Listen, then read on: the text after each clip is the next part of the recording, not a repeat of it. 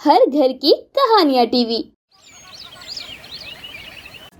देव को ऑफिस जाने के लिए काफी देर हो रही होती है, इसीलिए वो जल्दी जल्दी नहाने के लिए जा रहा होता है और अपनी पत्नी विद्या को आवाज लगाते हुए कहता है, विद्या, मेरे कपड़े प्रेस कर देना, मुझे लेट हो रहा है और आज मेरी ऑफिस में मीटिंग है, इसीलिए व्हाइट वाली शर्ट प्रेस करना। इतना बोलकर देव नहाने के लिए चला जाता है और विद्या भी व्हाइट शर्ट प्रेस कर देती है।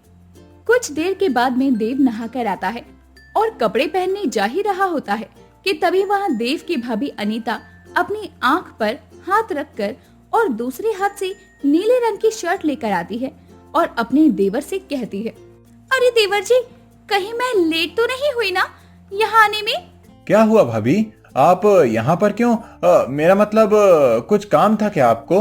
वो मैंने सुना था कि आपने विद्या को कहा है कि वो व्हाइट शर्ट प्रेस कर दे, इसीलिए मैंने आपके लिए नीली शर्ट प्रेस करके तैयार कर दी है। वो क्या है ना, आप नीली शर्ट में बहुत ज्यादा हैंडसम लगते हैं। अच्छा, मैं चलती हूँ, आप यही शर्ट पहन कर आना। अनीता इतना बोलकर वहाँ से चली जाती है, लेकिन देव अब भी व्हाइट शर्ट पहन कर आता है और बाहर नाश्ता करने बैठ जाता है।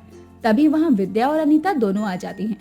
अनीता देव को व्हाइट शर्ट में देखकर कहती है, देवर जी, ये क्या? मैंने आपको नीली शर्ट दी थी ना, तो आपने वो क्यों नहीं पहनी? भाभी, आज मेरी मीटिंग है और मीटिंग के लिए मुझे व्हाइट ही पहनना थी। नहीं, आप पर नीला रंग बहुत अच्छा लगता है। नीली शर्ट में आप मुझे बहुत हैंडसम लगते हो। चलो निकालो इसे। जेठानी जी, ये क्या लगा रखा है आपने?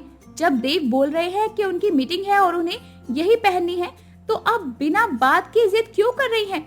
आपको अच्छा लग रहा है क्या ये सब करना? देव का जो मन करेगा वो पहनेंगे और आप मेरे पति से दूर रहो। अब देवर जी इतने हैंडसम है तो मैं भी क्या करूं? वो तो तुम हो कि देवर जी पर ध्यान ही नहीं देती, और एक मैं हूं कि मेरी नजर ही नहीं हटती है इनसे। जेठानी जी, आप। देवर जी, आइए, आप नाश्ता कर लीजिए, आपको जाना भी तो है। कोई बात नहीं, आप कल नीली शर्ट पहन लेना।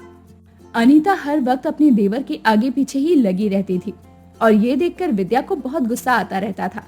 ऐसे ही एक दिन देव ऑफिस से घर आ रहा होता है।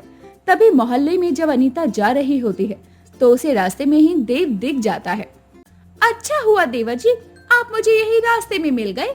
आप मेरे साथ मार्केट चलिए ना, मुझे आपके साथ मार्केट जाने में काफी अच्छा भी लगेगा। भाभी, मैं बहुत थक गया हूँ, आप अकेले चले जाओ।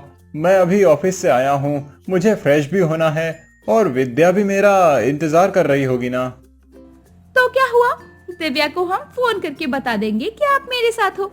देखो देवर जी, अगर आप मेरे साथ नहीं गए ना तो मुझे बहुत बुरा लगेगा। देवर जी, चलिए ना, आप मेरे लिए इतना सा नहीं कर सकते क्या? भाभी, इसका मतलब आप ऐसे नहीं मानोगे ना? कोई बात नहीं, अगर आप ढीठ हो तो मैं भी आपकी ही भाभी हूँ, आपसे ज्यादा ढीठ हूँ। चलिए मेरे साथ। अनीता अपने देवर का हाथ पकड़कर मार्केट में चली जाती है और आसपास के लोग भी अनीता को ऐसे अपने देवर के साथ हाथ पकड़ा हुआ देखते हैं। काफी देर हो जाती है और देव घर नहीं आता, तो विद्या भी अपने घर के बाहर खड़ी हो जाती है। तभी वहाँ पड़ोसन विमला आती है और विद्या से कहती है, अरे विद्या बहू, क्या हुआ? अपने घर के बाहर किसका इंतजार कर रही है? देव का इंतजार कर रही हूँ, अभी तक घर नहीं आए और ना ही उनका फोन लग रहा है। अरे तेरा पति? अरे तेरी सौतन लेकर गई है उसे अपने साथ। मेरी सौतन? क्या मतलब है आंटी आपका? मेरी सौतन कौन है? अरे कौन क्या बहू, वही जेठानी जो तेरी सौतन बनी हुई है, हाथ पकड़कर साथ लेकर गई है मार्केट। तू ऐसे इंतजार कर रही है अपने पति का, तो मैंने सोचा बता दूं कि तेरी सौतन लेकर गई है तेरे पति को, इसलिए इंतजार करने का कोई फायदा नहीं है। पड़ोसन की बात सुनकर विद्या को बहुत ज्यादा गुस्सा आता है अपने घर के बाहर और वो ये सारी बात जाकर अपनी सास निर्मला को बताती है। का इंतजार कर रही है। अब देख लो, अब आप ही जेठानी को, और ना ही उनका फोन लग रहा है। अरे हद होती है, जब देखो मेरे पति के आगे पीछे घूमती रहती है। बोतल लेकर गई है उसे। सही कह रही है बहू, ये तो सच में ही हद पार कर रही है। आंटी, अरे हम कुछ कहते नहीं तो इसका मतलब ये थोड़ी है कि वो सर पर ही चढ़ जाए। जेठानी जो तेरी सौतन बनी हुई है, सच में तंग आ गई हूं, जेठानी जी से कर गई है। अरे कोई ऐसे थोड़ी करता है, ऐसे इंतजार कर रही है। मैं आपको बता रही हूँ कि मैं और ज्यादा नहीं सह सकती हूँ। तेरी सौतन लेकर गई है तेरे पति को, चिंता मत कर, इसलिए इंतजार करने का कोई फायदा नहीं, बहुत भारी पड़ेगी। अब हम उसकी किसी भी हरकत को नजरअंदाज नहीं करने वाले हैं।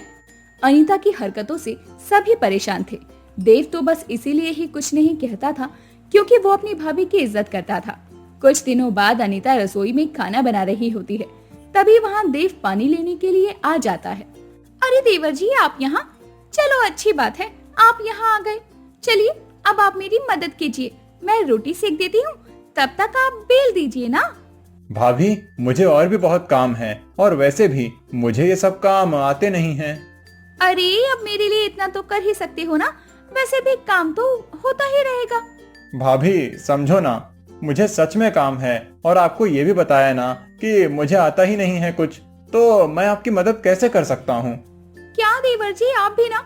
आता नहीं है तो क्या हुआ, मैं हूँ ना, मैं आपको बड़े प्यार से सिखा दूंगी, इतने प्यार से सिखा दूंगी कि आप कभी भूलोगे ही नहीं। भाभी, ये आप कैसी बात कर रही हो? आइए ना देवर जी, मैं हूँ, मैं आपको सिखाती हूँ, देखिए ऐसे प्यार से। अनीता देव को सिखाने लगती है, तभी वहाँ निर्मला और विद्या आ जाती हैं। विद्या अब शांत नहीं रहती और कहती है, बस करो जेठानी जी, आप मेरी सौतन बनने की लाख कोशिश कर लो, लेकिन बन नहीं पाओगी, इसीलिए बोल रही हूँ कि कोशिश भी मत करो, कोई फायदा नहीं होगा। मैं कहाँ ऐसा कुछ कर रही हूँ? बहू, तो खुद को ज्यादा चालाक और हमको बेवकूफ मत समझ।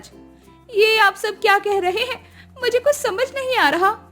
कोई बात नहीं, समझ नहीं आ रहा है ना, तो अब मैं ही समझा देती हूँ, और वो भी अपने तरीके से।